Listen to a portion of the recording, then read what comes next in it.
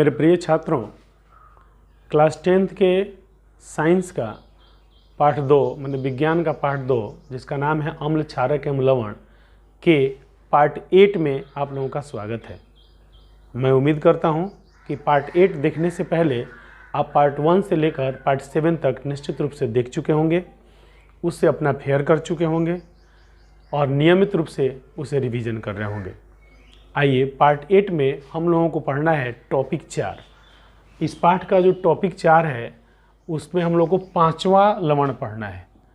5वां लवण जो आपको याद करना है और जो बोर्ड में पूछा जाता है वह है प्लास्टर ऑफ पेरिस।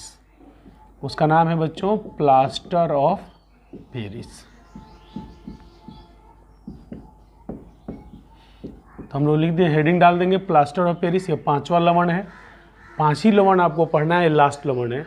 इसके बारे में क्या क्या इसके गुण हैं, क्या क्या विशेषताएं हैं, यह सब आपको हम एक एक करके पॉइंट करके लिखवाएंगे। तो सबसे पहला इसमें बात आता है कि प्लास्टर ऑफ पेरिस का इसका रासायनिक सूत्र होता है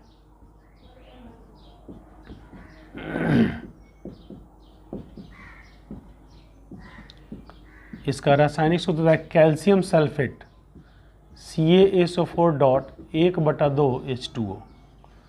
रासायनिक सूत्र CaSO4.1/2H2O होता है। ठीक है, इसका नाम होता है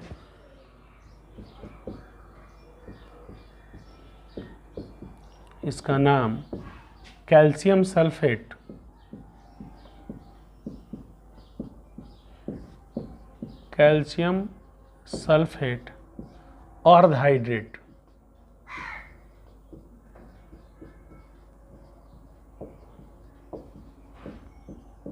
होता है या कैल्शियम सल्फेट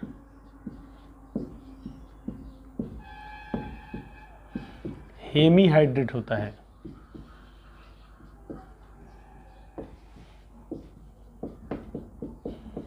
इसका दो नाम है बच्चों, कैल्शियम सल्फेट अर्धहाइड्रेट या कैल्शियम सल्फेट हेमीहाइड्रेट।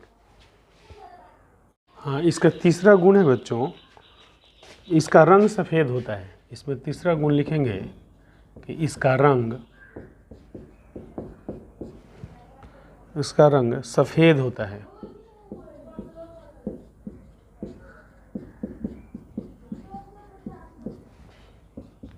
अगला जो बात इसके बारे में लिखेंगे, फ्रांस की राजधानी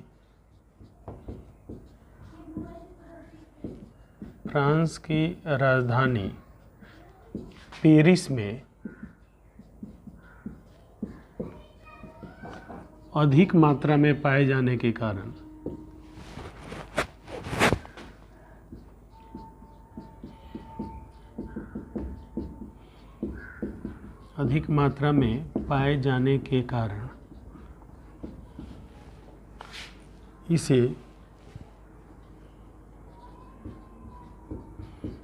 इसे प्लास्टर ऑफ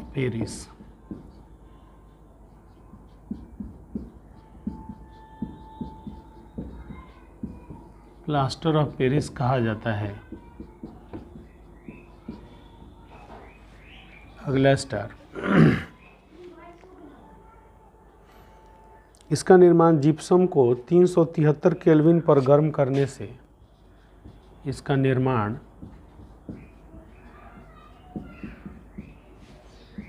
जिप्सम का सूत्र होता है कैल्शियम सल्फेट .2H2। जिप्सम को 373 केल्विन पर गर्म करने से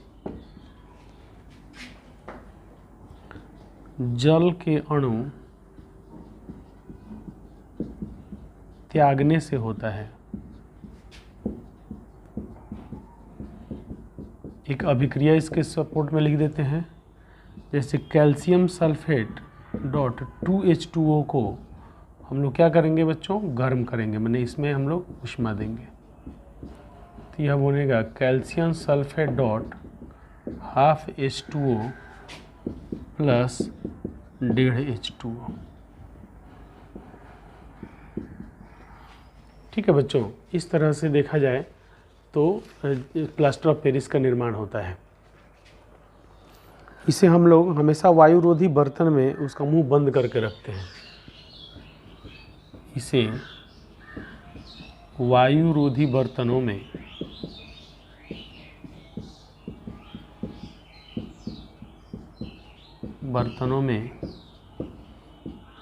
उनका मुंह बंद करके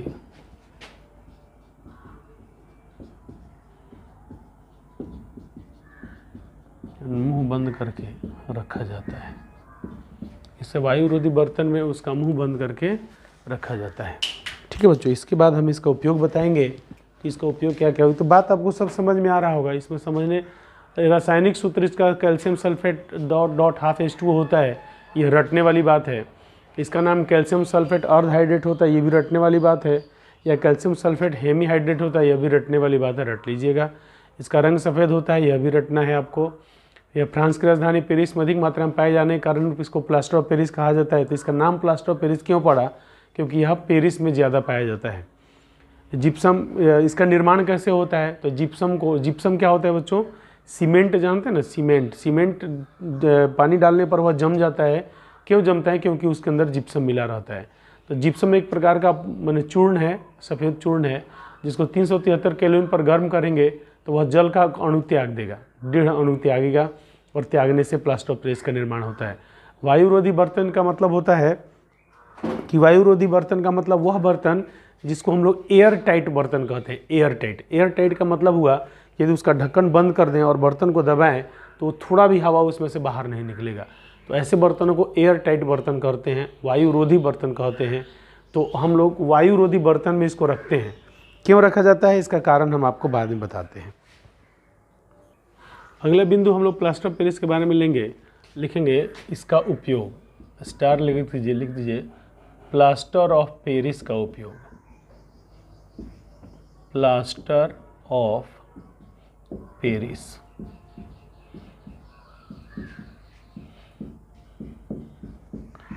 प्लास्टर ऑफ पेरिस का उपयोग, पहला उपयोग होता है मूर्ति बनाने में। पहला उपयोग है बच्चों मूर्ति बनाने में प्लास्टर ऑफ पेरिस का उपयोग होता है। दूसरा खिलौना बनाने में।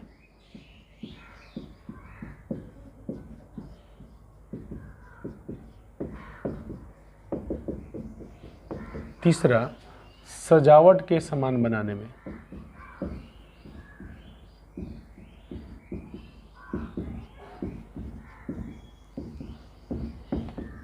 ठीक है बच्चों, देखिए मूर्ति बनाने में आप पीओपी वाला मूर्ति देखे होंगे, इसको पीओपी माने प्लास्टर ऑफ पेरिस कहा जाता है। इसको शॉर्टकट में प्लास्टर ऑफ पेरिस को पीओपी कहा जाता है। तो आप मूर्ति देखे होंगे ना, आप मूर्तिकार से पूछते हैं कथी का मूर्ति है, तो आपको कहता है पीओपी का मूर्ति है। तो पीओपी का मतलब प्लास्टर ऑफ पेरिस का मूर्ति। खिलौना बनाने में और सजावट का सामान बनाने। आप फिल्म का शूटिंग वगैरह होता है तो जो सामान देखते हैं, सामग्री का सजावट पूरा जो रहता है वह सब प्लास्टर ऑफ पेरिस का ही बना होता है। ये 4 नंबर में हमने शल्य चिकित्सा में पट्टी बांधने में। शल्य चिकित्सा माने हाथ गोड़ टूट जाता है, तो शल्य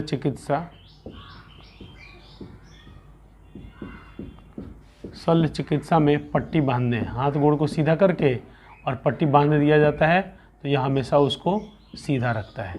शल्य चिकित्सा में पट्टी बांधने में। 5वां उपयोग प्रयोगशाला उपकरणों में।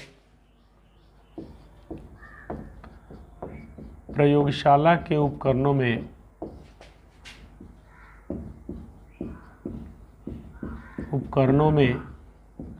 छिद्रों को बंद करने में।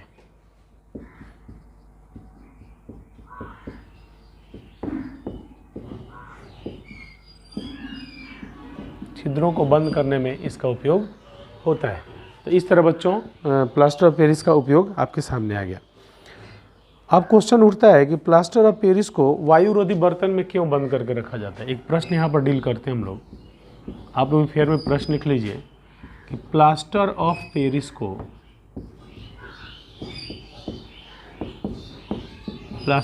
पेरिस को वायुरोधी बर्तनों में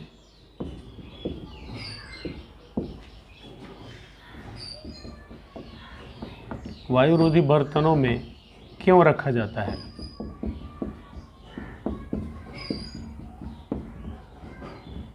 उत्तर,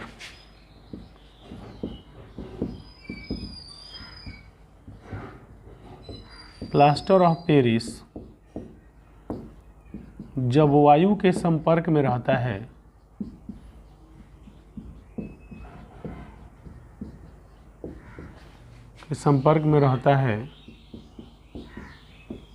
तो वायु से नमी लेकर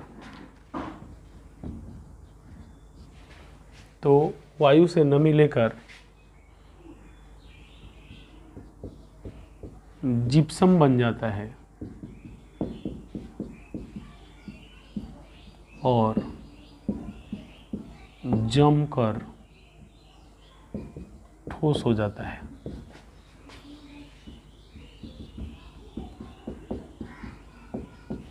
इसलिए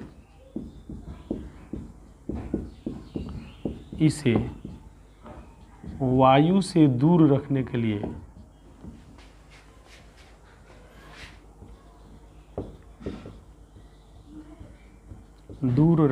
लिए वायुरोधी बर्तनों में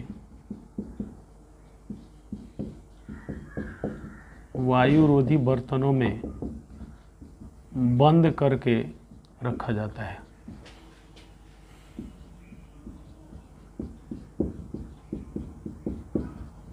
बात समझ गए होंगे बच्चों। वायुरोधी बर्तन में क्यों रखा जाता है? क्योंकि प्लास्टर ऑफ पेरिस क्या होता है, पानी के संपर्क में, नमी के संपर्क में आता है और जम जाता है। इसलिए इसको हम लोग बंद करके वायुरोधी बर्तन में रखते हैं कि हवा के संपर्क में ना हवा के संपर्क में आएगा, न इसका जिप्सम बनेगा, न यह जमेगा। इसका सूत्र आप चाहें तो लिख सकते हैं, जैसे calcium sulphate dot half H2O जब वायु के संपर्क में आएगा तो 1.5 H2O ले लेगा और ले करके बना देगा कैल्शियम सल्फेट डॉट 2H2O। तो यह क्या हो गया बच्चों? यह हो गया जिप्सम और यह हो गया POP मैंने प्लास्टर ऑफ पेरिस। ठीक है बच्चों। तो इस तरह क्या होता है, जब वायु के संपर्क में आएगा तो नमी ले लेगा, नमी ले करके जिप्सम बना देगा। और हम जानते हैं कि जिप्सम क्या होता है, जम जाने वाला पदार्थ है। इसलिए इसको हम लोग वायुरोधी बर्तन में बंद करके रखते हैं। स्क्रीनशॉट ले लीजिए, इसको उतार लीजिए। अब फिर एक प्रश्न हम लोग डील करते हैं बच्चों। एक प्रश्न लेते हैं कि प्लास्टर ऑफ पेरिस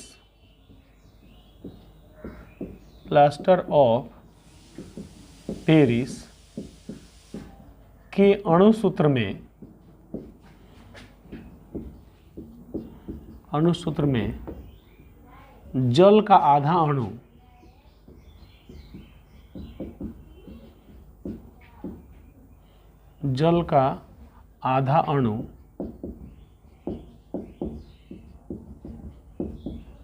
आधा अणु कैसे रहता है? उत्तर लिखने से पहले आपको समझा देते हैं बच्चों। देखिए, प्लास्टर ऑफ पेरिस का हम लोग सूत्र लिखते हैं तो लिखते हैं CaSO4 डॉट हाफ H2O। तो यह आपसे पूछ रहा है कि वो आधा H2O कहाँ से आता है। तो इसका जवाब है बच्चों कि प्लास्टर ऑफ पेरिस में क्या होता है, जल के एक अणु के साथ कैल्शियम सल्फेट का 2 अणु जुड़ा रहता है। फिर से समझिए, प्लास्टर ऑफ पेरिस में एक्चुअली में वास्तव में क्या होता है कि जल का एक अणु रहता है, उसके साथ प्लास्टर और कैल्शियम सल्फेट का 2 अणु जुड़ा रहता है। तो यह लिखने में असुविधा हो सकती है, लिखने में असुविधा हो जाती है, ऐसा हम लोग नहीं लिख पाते हैं। इसलिए लिखने की सुविधा की दृष्टि से उसका आधा अणु लिया जाता है। जबकि होता क्या है कि कोई भी अणु प्राकृत संख्या में होता है, वो आधा पौना ऐसा हो नहीं सकता। 1 अणु होगा, 2 अणु होगा, 3 अणु होगा, 4 अणु होगा। परंतु लिखने की सुविधा की दृष्टि से, क्योंकि एक जल का अणु 2 कैल्शियम सल्फेट के अणु के साथ जुड़ा रहता है, इसलिए लिखने की सुविधा की दृष्टि से उसको आधा अणु लिखते हैं। ये आप लिख लीजिए, 2 नंबर के प्रश्नों में आने की संभावना रहती है कि प्लास्टर पेरिस के अणु सूत्र में जल का आधा अणु कैसे रहता है। उत्तर लिखेंगे, कोई भी अणु प्राकृत संख्या में रहता है।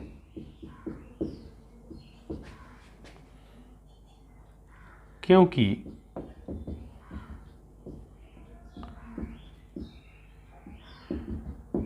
प्लास्टर ऑफ पेरिस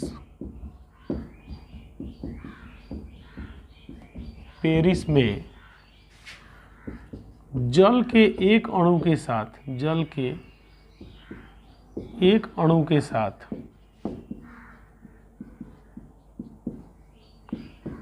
कैल्शियम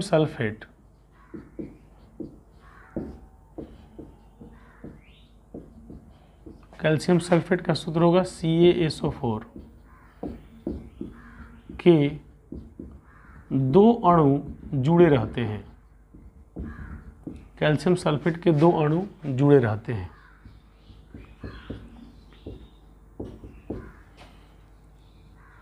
इसे लिखने में कठिनाई होती है, इसलिए लिखने की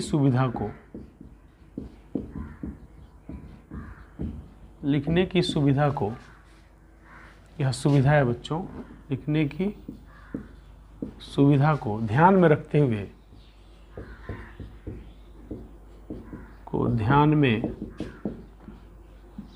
हुए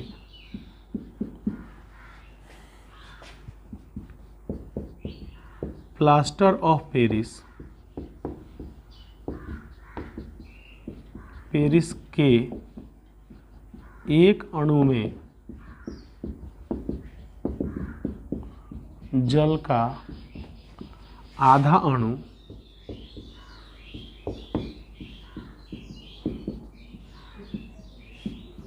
लिखा जाता है। ठीक है बच्चों, तो इसको आप लोग उतार लीजिए। प्लास्टर ऑफ पेरिस के बारे में आपको इतना ही बात पढ़ना है, इसको उतार लीजिए। यह याद रखिएगा, 1 नंबर वाले में पूछता है कि कितना केल्विन पर जिप्सम को गर्म करने से प्लास्टर ऑफ पेरिस बनता है। 1 नंबर वाले प्रश्न में रहता है, याद कर लीजिएगा। चलिए इसके स्क्रीनशॉट लेकर के इसे उतारिए। अब इस टॉपिक में बच्चों आपको एक बात पढ़ना है, क्रिस्टलन का जल। क्रिस्टलन का जल, या इसका दूसरा नाम है रवाकरण का जल। और रवाकरण का जल, ठीक है बच्चों।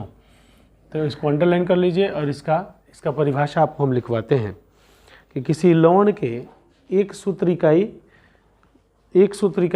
में किसी लवण के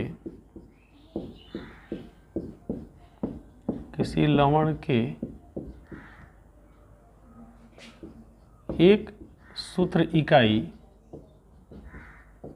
में विद्यमान जल के निश्चित अणुओं की संख्या को, जल के निश्चित अणुओं की संख्या को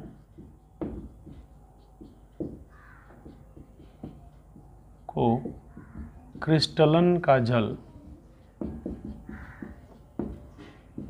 कहा जाता है। जैसे एक होता है तूतिया होता है कॉपर सल्फेट डॉट 5H2O। इसमें क्रिस्टलन का जल कितना है बच्चों? 5। क्रिस्टलन का जल है 5। जैसे प्लास्टर ऑफ पेरिस में calcium sulphate dot half H2O, तो उसमें क्रिस्टलन का जल कितना है? हाफ है। जैसे धामन सोडा Na2CO3, उसमें डॉट 10H2O 10H2O होता है, तो उसमें क्रिस्टलन का जल कितना होता है? 10 होता है। इस तरह बच्चों ये क्रिस्टलन का जल का टॉपिक क्लियर होता है। इसमें कहते हैं जल योजित अणु, हाईलाइट करके लिख लीजिए। जिस लवण के अणु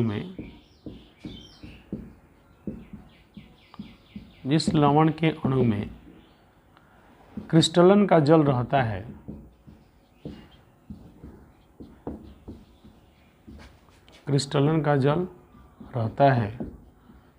उसे जल योजित अणु कहते हैं। जल योजित अणु कहते हैं। इस तरह बच्चों आपका टॉपिक 4 समाप्त होता है। इसको स्क्रीनशॉट लेके इसको उतार लीजिए अब किताब में पीछे कुछ क्वेश्चन दिए गए हैं बच्चों, उन क्वेश्चंस को हम लोग डील करते हैं, उन क्वेश्चंस को हल करते हैं। ठीक है, इसको क्या कीजिए, इसको उतार लीजिए पहले। देखिए टॉपिक 4 के पीछे जो क्वेश्चन है उसमें पहला क्वेश्चन है CaOCl2 यौगिक का प्रचलित नाम क्या है। तो आप जानते हैं ना इसका प्रचलित नाम क्या है, इसका प्रचलित नाम होता है ब्लीचिंग पाउडर। तो लिखेंगे CaOCl2 यौगिक का प्रचलित नाम ब्लीचिंग पाउडर होता है।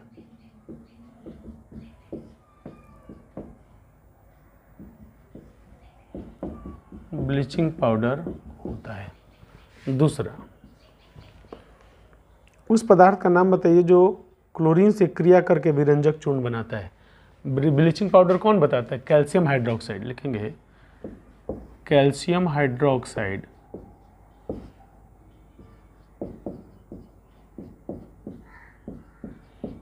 कैल्शियम हाइड्रोक्साइड का सूत्र क्या होता है बच्चों? CaOH कोष्ठ में घेर के 2, यह कैल्शियम हाइड्रोक्साइड है।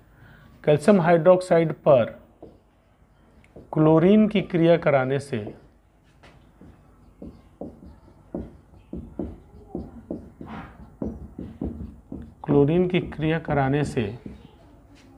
वह क्या कह रहा है? विरंजक चूर्ण, यह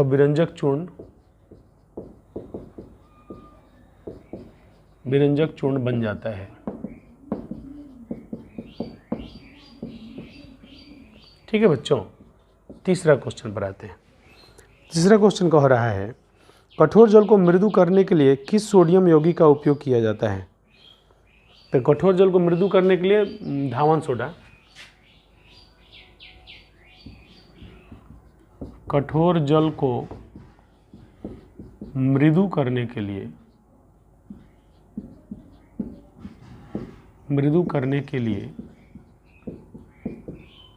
धावन सोडा या सोडियम कार्बोनेट Na2CO3 का उपयोग किया जाता है।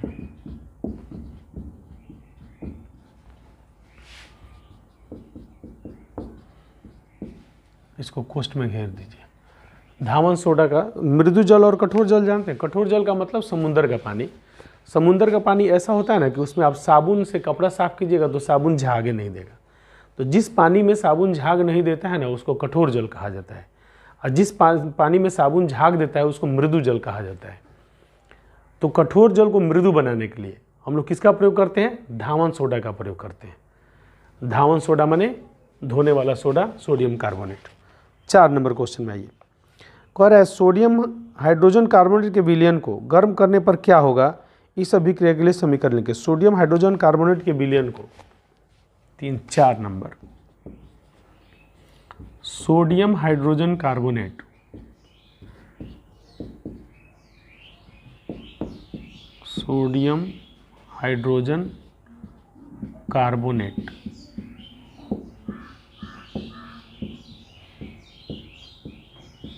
के विलयन को गर्म करने से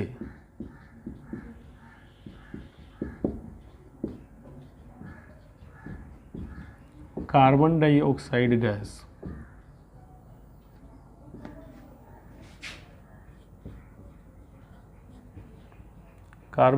गैस निकलती है।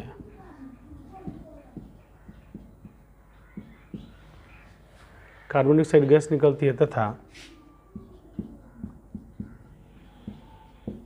सोडियम कार्बोनेट बनता है।